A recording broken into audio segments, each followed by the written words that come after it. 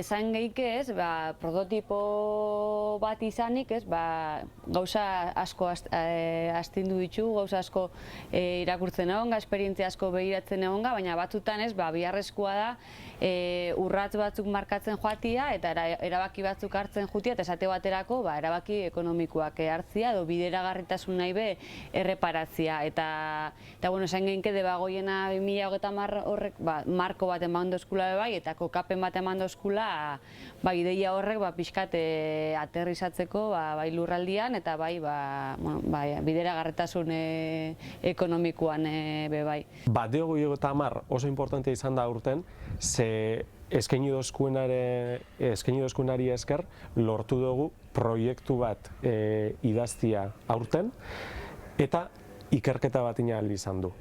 Eta hori plataforma edo egitasmo hori barik ezinezko izango litzake. Horrez gain, ezautu ditugu geure moduan euren egitasmoak aurrera eroango dauen beste talde batzuk eta elkar ezauketako eta hor aukera diferentiak zabalketan dira, ezta? Eta hori interesgarria da.